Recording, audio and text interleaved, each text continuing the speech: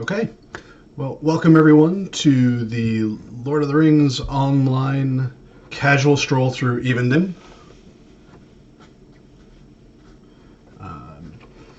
Happy to be here again and to do a uh, special stream for you all. It is LOTRO's 14th anniversary this year, so we are very excited to do something a little special for you guys. Now, those of you that have been on this stream before know that I've been trying to let you all pick where we go next. But last time, Angmar or Forshell and Evendim were just so neck and neck that decided that Evendim deserved its time in the sun. Unfortunately, it's nighttime right now here on our server. So no sun happening quite yet, but we'll start our trek through Evendim. Like I've said before in previous streams, this is going to be a world design focused stream. So I'm not going to be talking about game systems. I'm not going to be talking about things like pricing, release dates, future systems that are going to be coming up. We're talking purely just about the landscape, the world, and talking about Evendim. So with that in mind, let's get things started. So Evendim has the distinction of being the first post-launch region added to Lord of the Rings Online. We were really excited to come here and to play around in this space. There's so much history in Evendim. Oh, let me get rid of some stuff that I don't really care about. There's so much history and so much lore and so much richness in Evendim that it felt great to tap into, and we were able to take our epic story and tie it into kind of the exploration of the region, the home of the Rangers, and even add in a little bit of extra Shire to the space with Oatbarton and Dwalling. These were fun little places to kind of return to the Shire to go back to our roots after spending so much time with the game getting more and more dire and more dangerous. Coming back in and doing a space that was friendly and happy for the most part felt nice.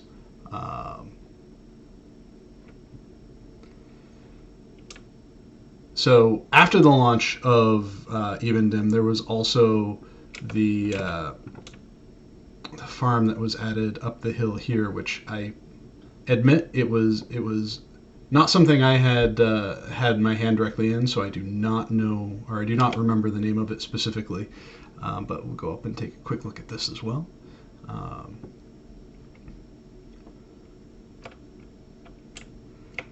Oh, and we're lagging a little bit on my server. It happens even to us devs. So going through the stream as we kind of make our way up to get a nice view over Oatbarton. North Cotton Farm is all up in here. But you can look out over Oatbarton and you can see a little bits of the wildwood poking out there in the distance as well. So B414 asks if Oatbarton counts as Evendim or the Shire. Well, I think very thematically it counts as the Shire. There may be some deed overlap, I don't recall, but by and large, the things that you do here in Oatbarton are Evendim focused things. The quests count towards your Evendim quest journal. As far as access goes, you need to have access to Evendim in order to play the content in here, even though the stories that are told here are very much Shire stories. So Squire asks if North Cotton Farm was planned for for the release of Evendim. It was not. It was several years down the road. Someone wanted to do an instance in the Shire, and it's kind of a little tricky to think about an instance in the Shire. What does it mean to have an instance in the Shire? Because the content again is not typically all that dire. So the North Cotton Farm ties into the in their absence storyline, which is focused on like what happens as the Grey Company, the Rangers, are preparing to march to war towards Isengard. They had classically been the caretakers and guardians of places like the Shire and Eriador, and in their absence, but it's up to the players to kind of fill that role, starting with North Cotton Farm.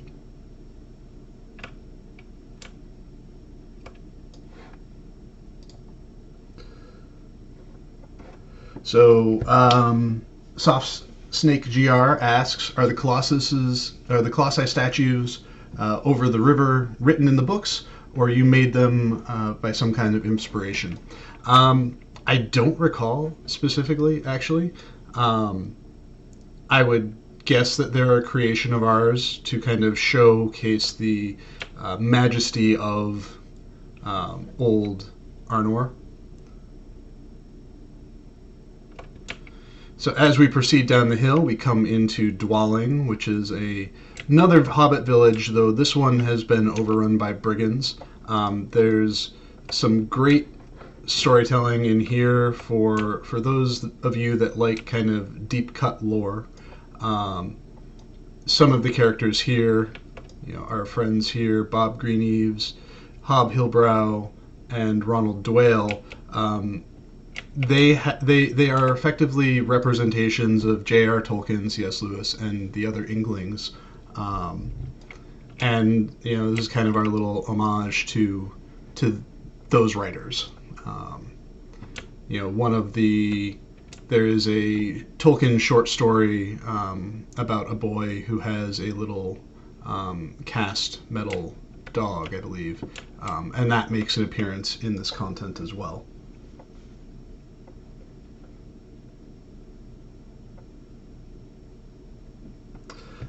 So Druid's Fire asks, for the matter, why do King's Crossing statues look so different, large brickwork, versus the massive statues elsewhere in games such as Clustan and the statues in Minas Tirith, massive carved works?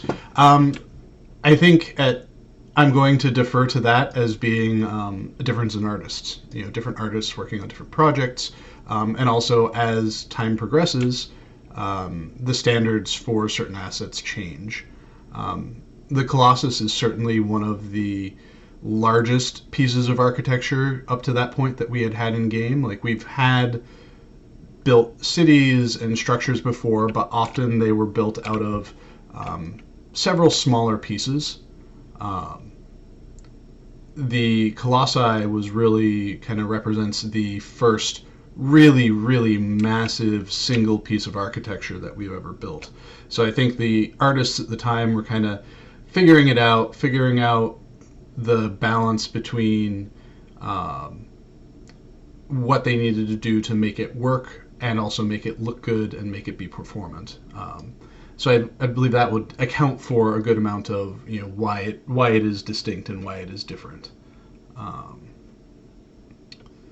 So we are now in Barrendolf, the sandy shores along the River Brandywine. One of the things that we really wanted to do as we were going into building Evendim was try to make sure that there was very clear biome identities for all the various places that you go through Evendim.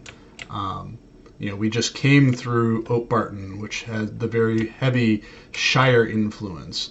You cross up here into Barrendolf, and we have these kinds of like sandy, duney kind of space. Actually very distinct from anywhere else that we had been before, and honestly a little kind of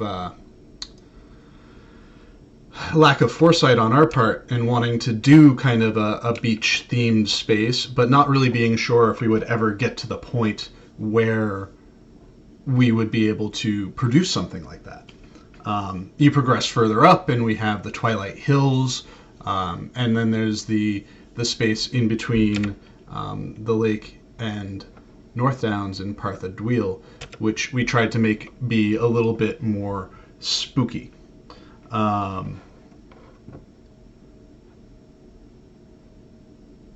So one of the like fun little bits of trivia for this space in particular is, we have a role on our team that is called the world artist.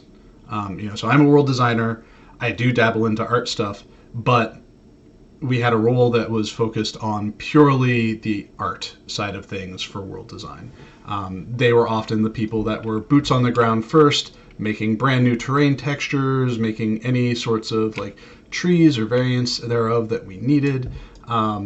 So as I was doing a cleanup pass for Evendim as part of the Legendary Server update, I was cleaning up some texture usage, and I had discovered that our world artist had created a duplicate terrain texture and had signed his name in the sand of Evendim with this duplicate terrain texture.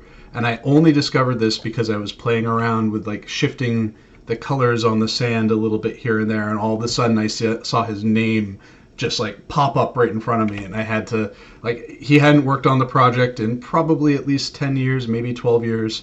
And I like took a screenshot of it, immediately sent it him, and was like, look what I found. And he kind of jokingly says back, oh, that's not the only one. So somewhere else in the world, there are other places where he's hidden his name in the terrain of Middle Earth. Oh, also, by the way, again, as of last time, I'm still trying to make sure that I have something to drink. So if it's gone a while and you've noticed I haven't had anything to drink, please remind me to drink so that I don't destroy my voice by the end of this.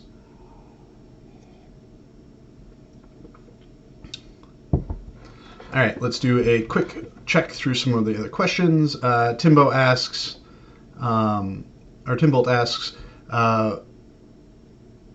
or mentions that he does the Tolkien Toast on Laurelin on January 3rd to go find Ronald and Dwelling. Very cool.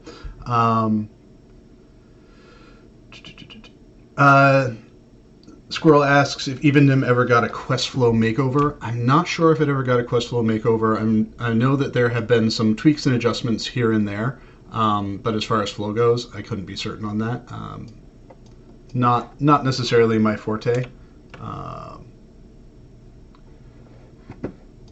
So Soft Snake GR says, in general, compared to the rest of the Arnorian ruins in Eriador, Evendim has white stone. Is that meant that Arnorians brought stones from the White Mountains to take up Lake Evendim? I mean, I'm sure there is to some degree a bit of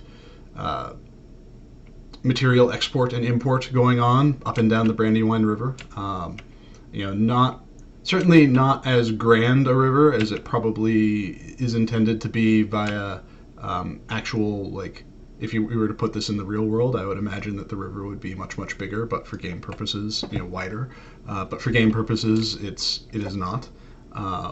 It is a more manageable size for gameplay purposes, both so that it fits more reliably and comfortably into our world, but so that we're not frustrating players if there's content that requires them to cross back and forth multiple times.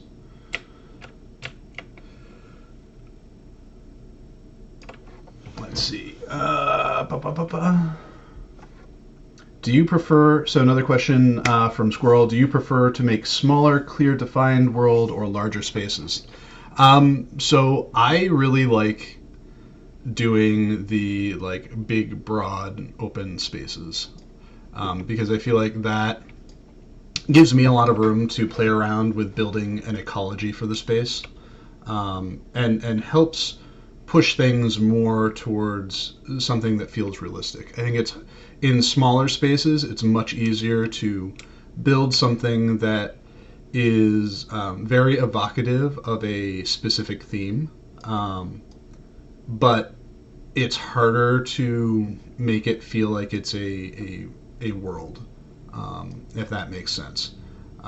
You take something like Evendim, where it is this very broad open space, But then you look at something like one of our festival spaces, like Wistmead, for the fall festival. Wistmead is very focused on that Halloween aesthetic and can be very, specifically made, but it can also be something that is, can be a little overwhelming in just like how much is packed into that space. These broader, more wider open spaces give you the opportunity to, take a breather, to not feel as crowded, not feel as rushed through the space as you're playing through it.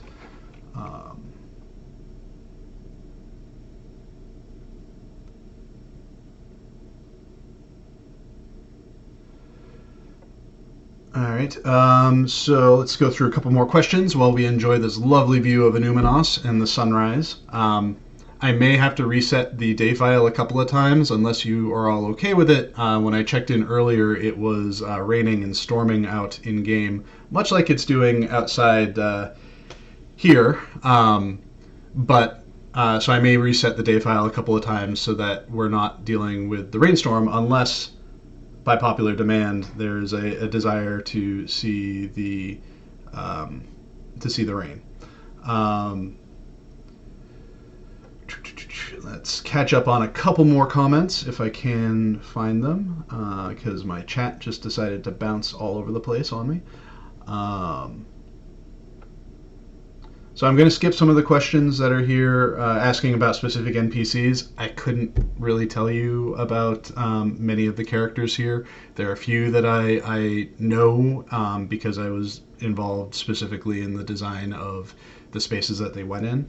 But for individual story stuff, I've played through them all, but I don't have a deep background familiarity with a lot of the characters that show up in the game. All right. I think I'm back where I need to be now. So Solkoff asks, did you leave it there or did you remove it regarding the signature in the sand? I did remove it because it was fairly large and would have been a little challenging to actually like clean it up or to make adjustments so that it could still be there, considering the cleanup that we were doing.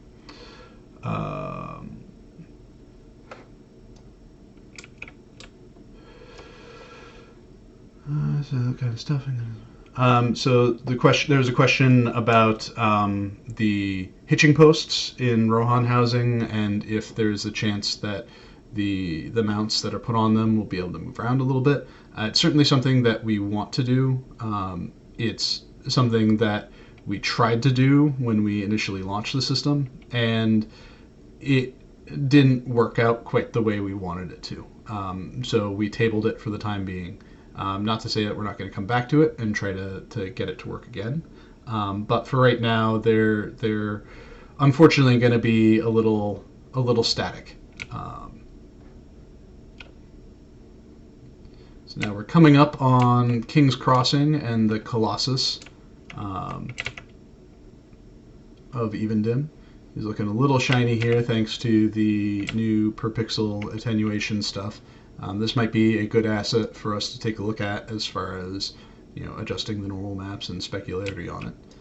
Let's see if I can use this. Oh, I can't use it because I don't have the right quest requirements. So we won't be going up on top of the Colossus quite yet today. One of the things that while I'm here that I wanted to point out was the introduction of the river network. This came, I think, a little bit before Update 29, just to kind of ease travel around and as a little bit of a teaser for what we did in Update 29. I added in, there's now a Dockmaster here, there's one down at Trader's Wharf, and then there's one at in Buckland. And these can kind of be used to connect up to Tinadir, and then from Tinadir on to the other various docks around Lake Evendim.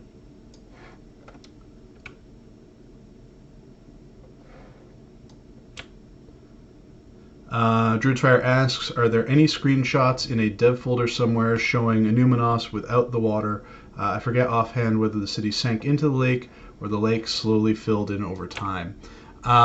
So we built a Numinos as you see it, as this drowned city on the shores of Evendim.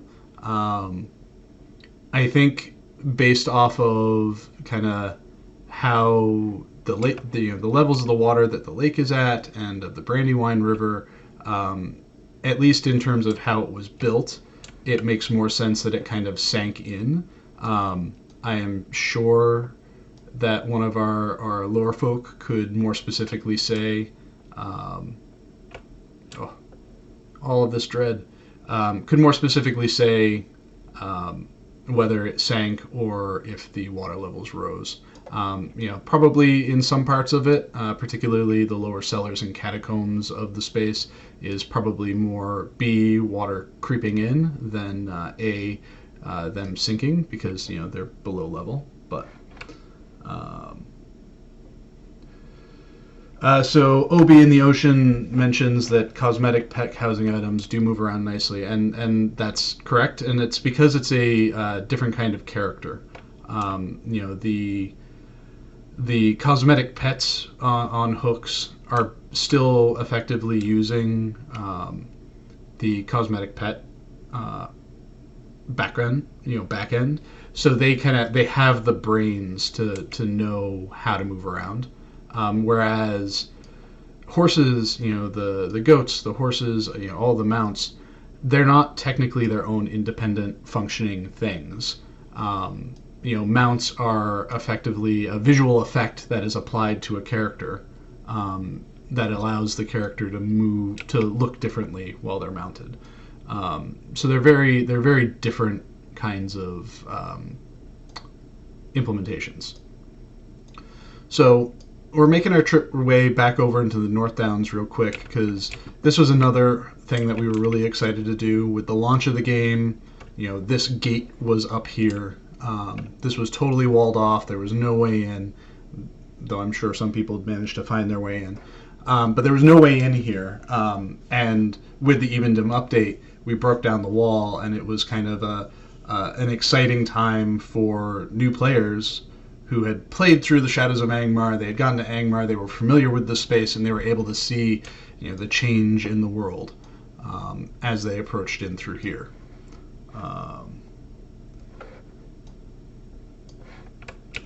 Ionar notes, there should be a dockmaster on Girdley Island too, and I've seen that request come in a few times, and it's something that we could potentially add to our backlog.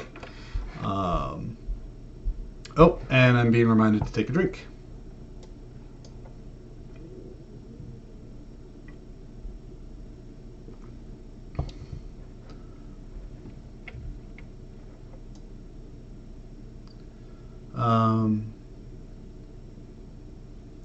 Well, see, we have folks in here who are more versed in the nuances of the story than I am. There are a couple of comments talking about how the Blue Lady raised the lake to drown the city. So certainly that sounds like some water level changes helped to see the ruin of a Numinos.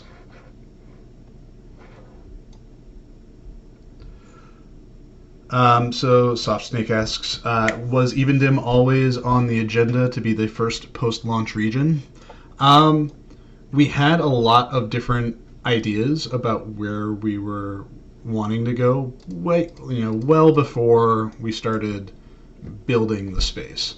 So we had all of these different ideas, but the way the characters we wanted to involve in the story and the direction we wanted the story to escalate, Evendim felt like just the right place to go. You had these characters that were on their quest for, items of power. You had these, ruins which are perfect for adventuring into. You had this rich lore, particularly since we were telling the stories of several of the rangers throughout all of this. So Evendim really, when we had to pick the spot that we wanted to go to first, Evendim was really kind of a no-brainer. It was a level of grandness that I think it was a level of grandness that I think we were hard pressed to ignore. It was big. It gave us the opportunity to build, a air quotes good major city to kind of counterbalance Carn and all of its dread and darkness. Um, I certainly think some regions that we built are a little bit of a harder sell than others when it comes to figuring out how they fit into the storyline. Like I think For a Shell, for example, took some gymnastics to make work, but I think Evendim, fit very well in what we were looking to do. Is it still raining? It is still raining. All right. You get to enjoy lovely, lovely daytime.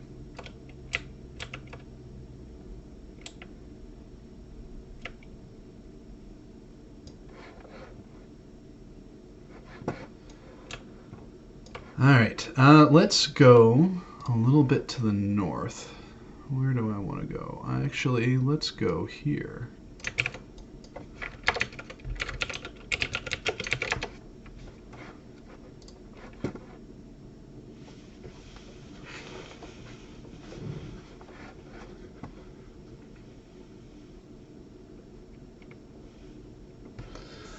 Doing a quick check for more questions.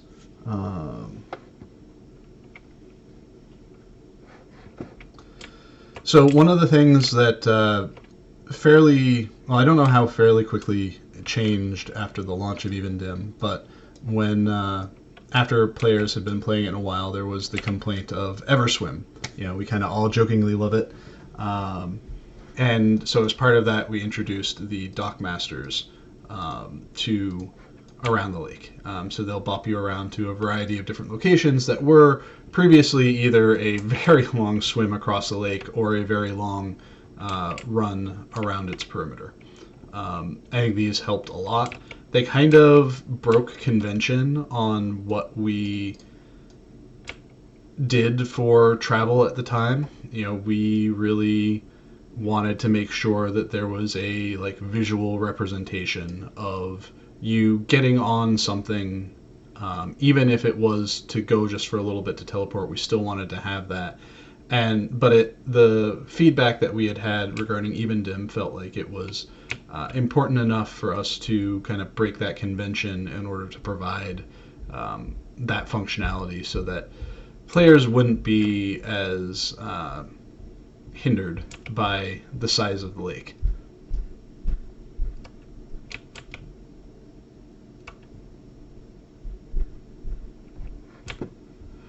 So there's a comment about how, since we can't dive into the water in this game, deep water is basically pointless except maybe for appearances. Well, so the tools that we have for determining what water looks like can take into consideration how far away the terrain is below it, which allows it to apply, fog at certain levels. That lets us have either crystal clear water or water that gets murky based on its depth. The closer to shore you get. So there may not be a gameplay purpose for having deep water, but it certainly allows us to have some visual purpose for having deeper water.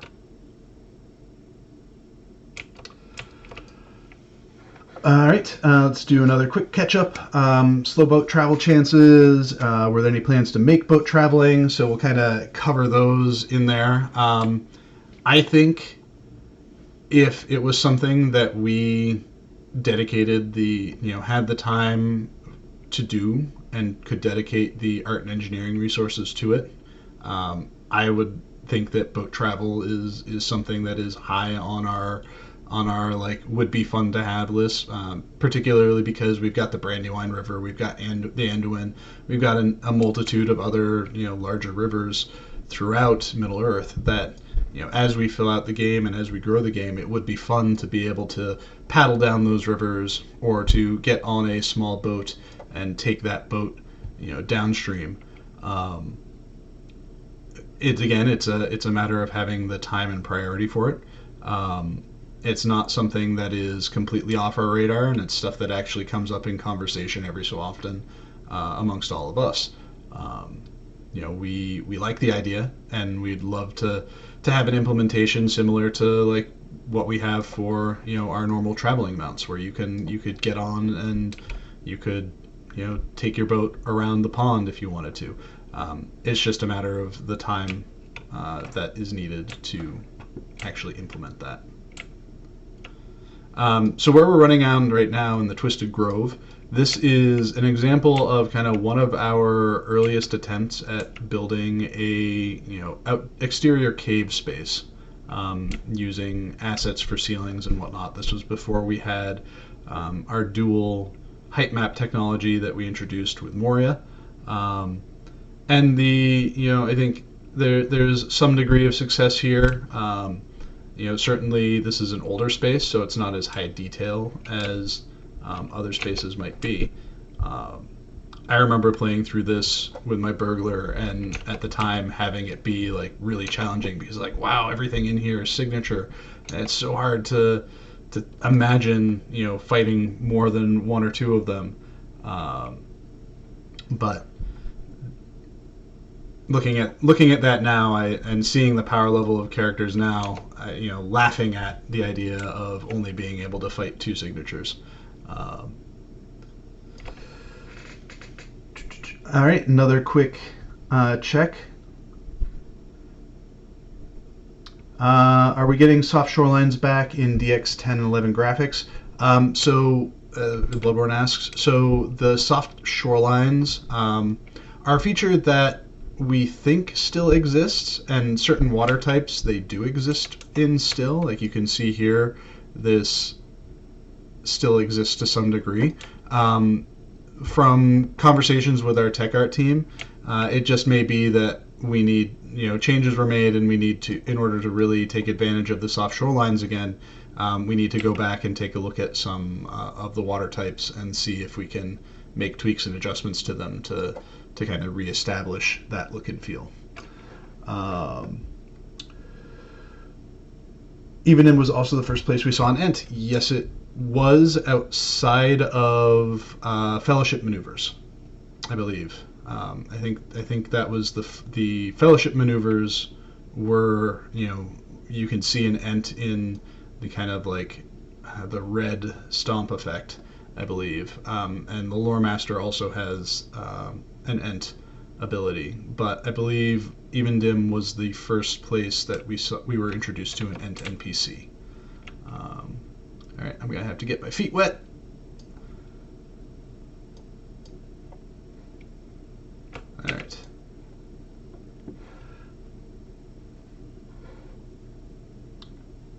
So the rigid shoreline, IONR notes the rigid shorelines are one of the few flaws of water in the game. I don't recall seeing the other type, but I hope it can be re-implemented.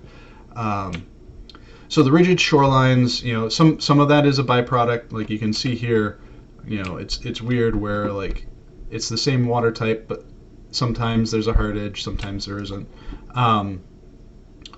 The rigid shorelines is a combination of issues with that soft edge and also the fidelity of the landscape. The actual terrain mesh of the landscape is not as densely verticed as more modern games and engines can provide.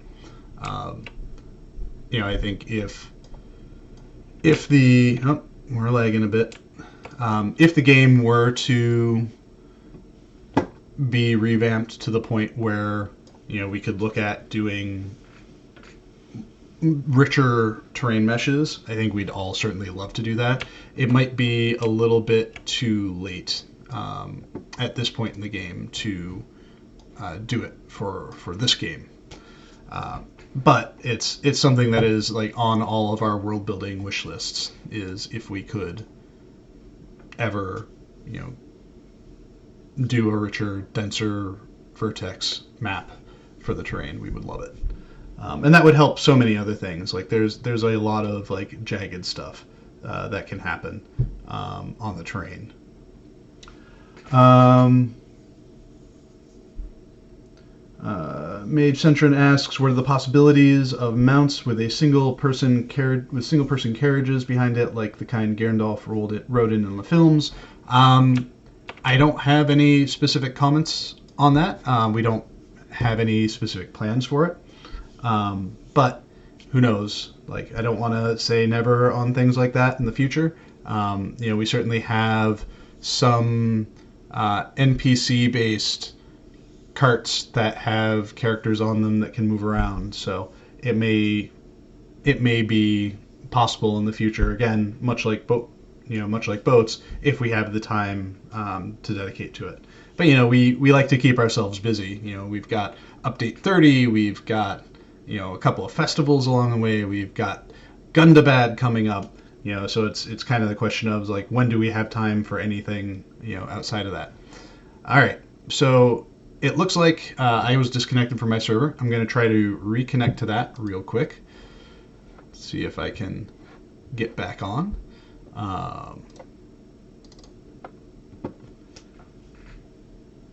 It's anniversary technical difficulties. All sorts of fun. Yes, I'll use this as an opportunity to drink. And while we wait for the client to load back up, feel free to hit me with questions, because I'm not going to be driving at the moment. So.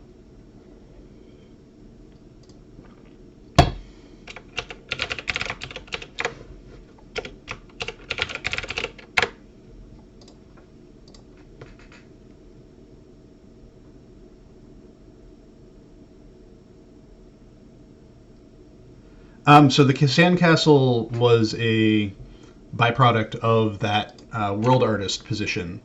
That world artist, the same one who wrote his name in the sand. He also made the snowman in Ered Luin. So he'd liked to go through and put in like little Easter egg things like that here and there as he was working on his space. Let's see. So Bloodborne responded to Odessia regarding what is meant by the soft shorelines. I can come down here real quick to elaborate on that. The soft shoreline is basically where the terrain intersects with the water volume.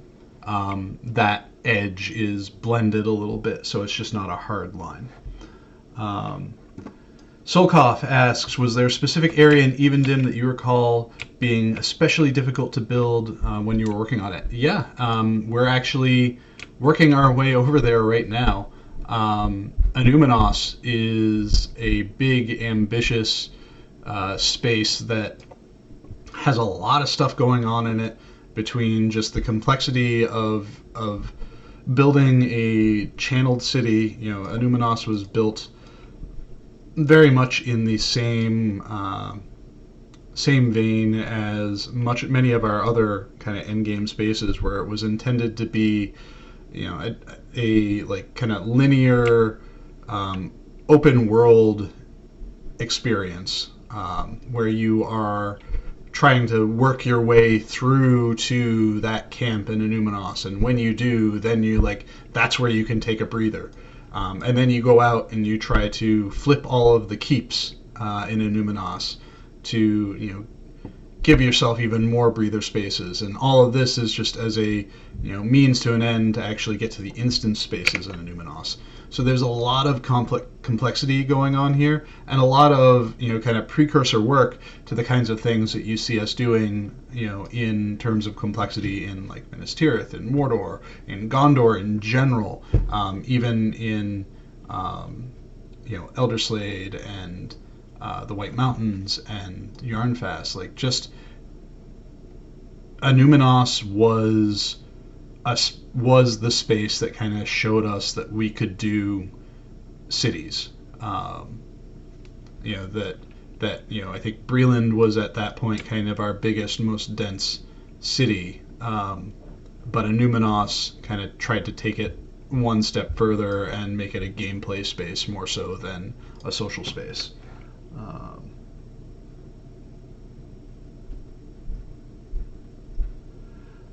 let's see. Was there something like chicken session play? When something like chicken session play adds elements to existing regions, do they consult with the original designer of the region, or is it a standalone effort? That kind of thing is usually a standalone effort. Stuff like chicken play does not typically interact with or intersect with the too much with the normal landscape play. So there's not really much of a need for a big confab of let's we want to do chicken play here and we want to be able to get the chickens to go here. We don't really need to involve everyone in that conversation. There might be someone on the world team that is tapped just for ideas about places to look to, but otherwise it's not something that really needs a lot of buy-off on.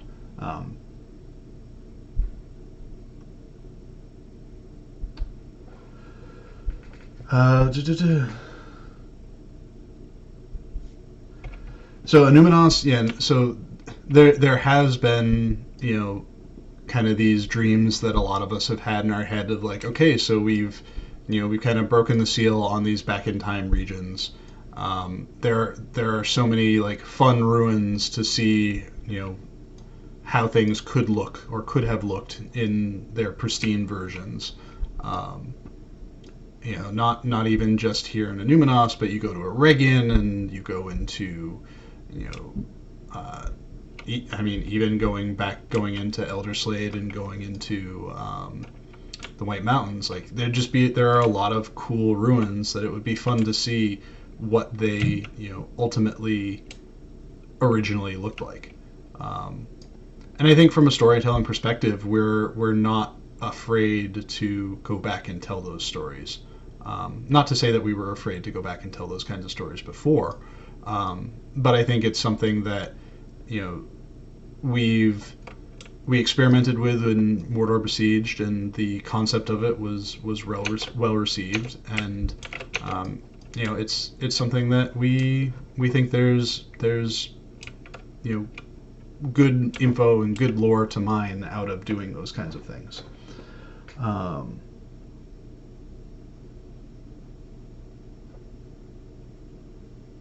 So one comment in there about having a Numinos become kind of a Hitbolt style rebuild when Aragorn comes back to rebuild the city.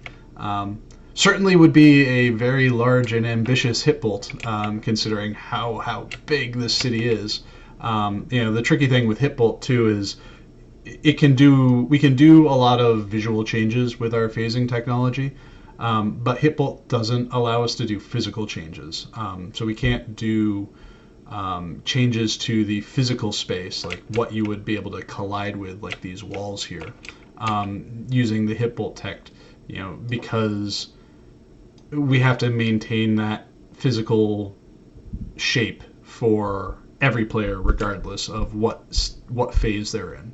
If we were ever to get, physics-based phasing, then I think that opens up a lot more flexibility for us to do things like Hitbolt in an even more meaningful way.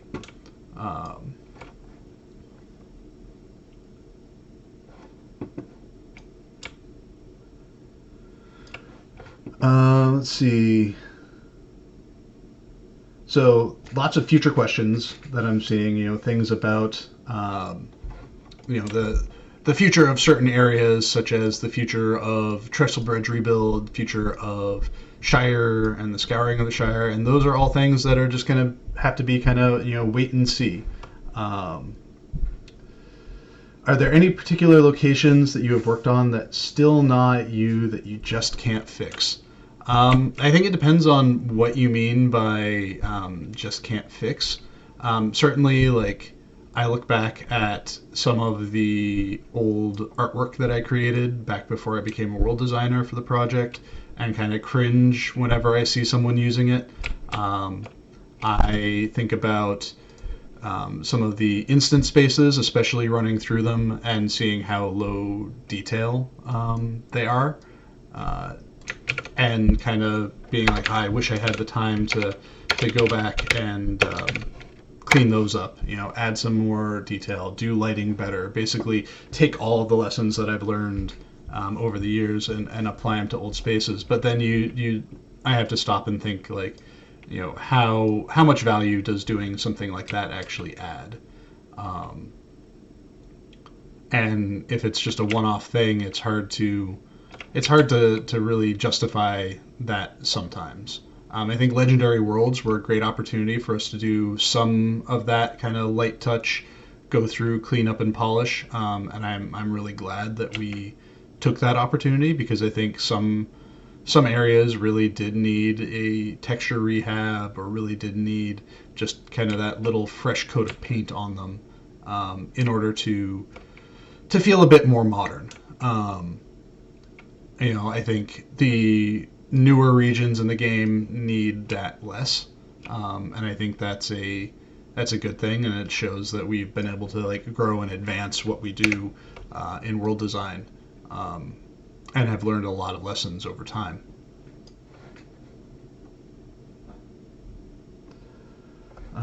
There's no lore for the Numinos layout, is there? Tolkien said it was on Lake Evendim, and that gives nothing about how it was actually constructed, so you were free to design as you liked. To some extent, I think we found some source images that had a general sense of the shape of the city. We know that there are certain major landmarks that are called out in the lore that we made sure to account for. There's a lot of lore talking about the things that are in the area, but not necessarily specifics of the shapes they are, the kinds of layouts they might have, and that's where our coming in and adjusting, coming in and doing our design work comes into play. We can kind of take the inspiration from the bits that we have in the lore and go from there. The instance cluster in Numinos is kind of an example of some of that, where we go in and we had some ideas for things that, as we were building the city, felt like would make for interesting spaces. That's why we have the gardens, we have the palace, we have the tombs. Those instance spaces are meant to kind of evoke aspects of the look and feel of a Numinos, and kind of push in those themes a little bit more directly.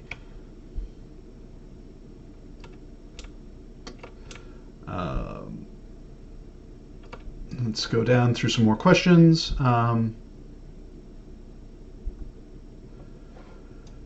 So I can't talk about anything regarding the Amazon MMO. I think games come and games go, and meanwhile we'll keep on making LOTRO.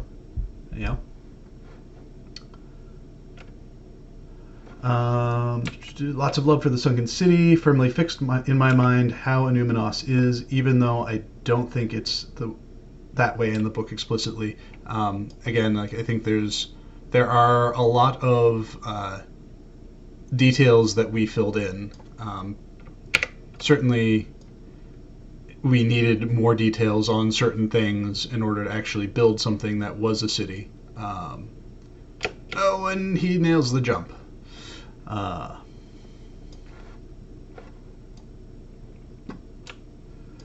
much water does the lake contain? It contains a lot of water. I could not begin to try to calculate that for you. I wish I could remove all the southern part of the cliffs that surround Wildermoor and Rohan. So that is something that is something that, again, is another one of those, if we ever had time for it, and if we ever decided we wanted to do something similar to what we did with Wildwood, that section between the Great River and Lothlorien and Wildermoor wouldn't be the worst to kind of dig in and do something additional there as well. Making no promises about when or even if that would happen, but just saying, hypothetically, like that's a decent piece of real estate to look into, to do that kind of thing. What location that hasn't been released, whether plans exist or not, would you most want to work on?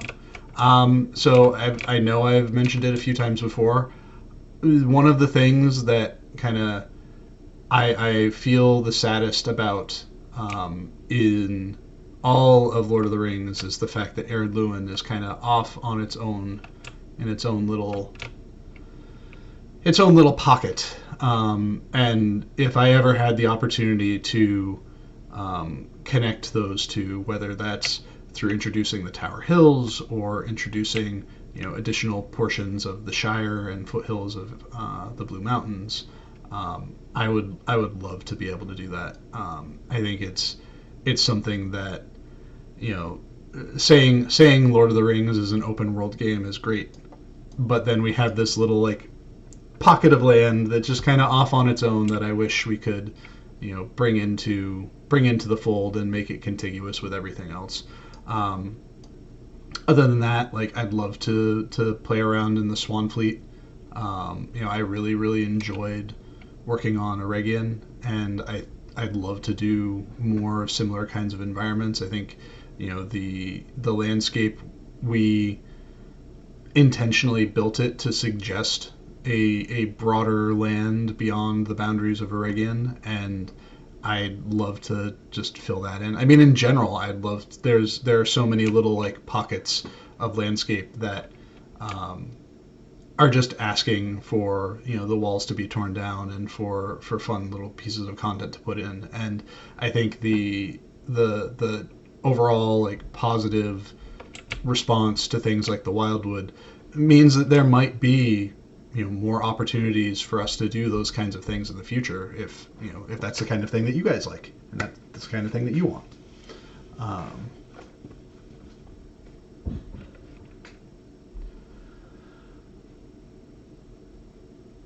Let's see. So a couple of people commenting too about Ionar even mentioned like even a smaller region with no quest would be fine. I think there is some challenge in doing smaller regions with no quests because it's harder to gauge the success of that kind of area. If there's nothing to do in it, it's hard to know the number of people that really appreciate it. So I feel like we can certainly do areas that have a little bit of a lighter content burden on them, a lighter content load on them. But I think that anything we introduce as far as landscape goes, there still has to be a little bit of something in it. It doesn't have to be a lot. It doesn't have to be, competitive with a quest pack. Like something like Elder Slade's probably a bad example, but something the size of Elder Slade or Grey Mountains or Walls of Langflood, Vales. It doesn't have to be that size, but there should still be a little something in any piece of land that we open up and make available. So that there's incentive for people even beyond the explorers to go out and participate in it. All right, so I think that's about it for Evendim. We've run through everything. We've gone north and south. We've gone through Anuminas. We've taken a look at your questions, and I feel like as part of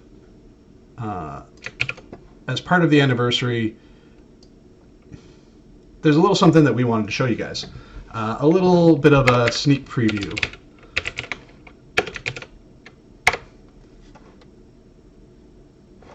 So let me... Because we're no longer doing a casual stroll through Evendim. We are doing a casual stroll through Azanul Bazaar.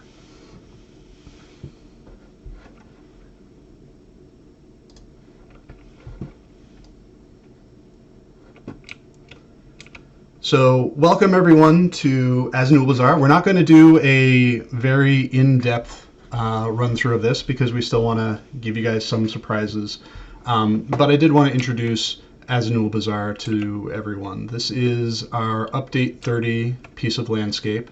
I was perhaps foreshadowing a little bit when I had mentioned back in time areas, and I'm sure some of you are already aware that this is where we're going. But Azanul Bazaar is the land that will become the Dimril Dale. This is the site of one of the last great battles between the orcs and dwarves. And what we can see here is all of, and I mean all of, the dwarf clans amassing for a final battle against Azog. So update 30, we're calling it the Blood of Azog. It takes place here in Azanul Bazaar. This map may look familiar. You may be able to see parts of the Dimril Dale and in this, and the core section of it is the Dimril Dale. But we've expanded on it to give a little bit more playable space. Dimril Dale was a fairly narrow region, connecting Moria to Lothlorien, and we wanted to add a little bit more so that it was, fuller and a meatier content experience. So you will be able to experience the war of dwarves and orcs in Azanul Bazaar for update 30. And in addition to this kind of new experience, this new kind of tale of yore, we have also brought some of the landscape additions that we've added for this version of the Dimril Dale back into Dimril Dale proper in update 30. So in addition to this landscape space, there's going to be some new landscape added to the Dimril Dale as well.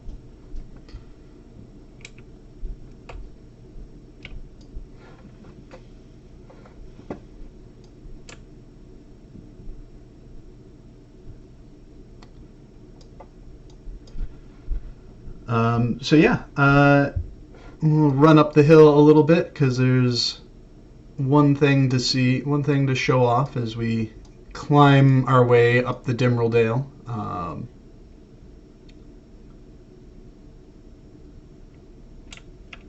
Do not want to show or spoil too much. You can see off in the distance, these mountains up here are accessible. The mountains to the left are accessible. So it's a bit of familiarity. A Durin stone that looks better than what you're used to seeing. Orcs that are punching me as I'm running around. This is a bit different from previous casual strolls. Things are actually attacking me here because it is a level 130 zone.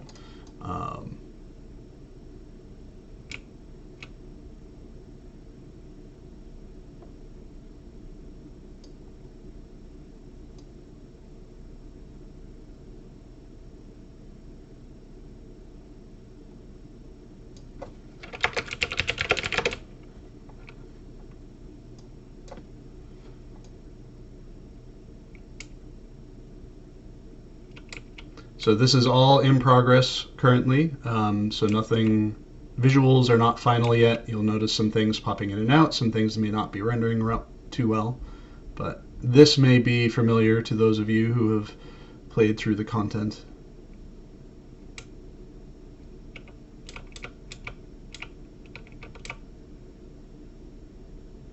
We have a newly revamped asset for the gates into Moria as part of this update as well.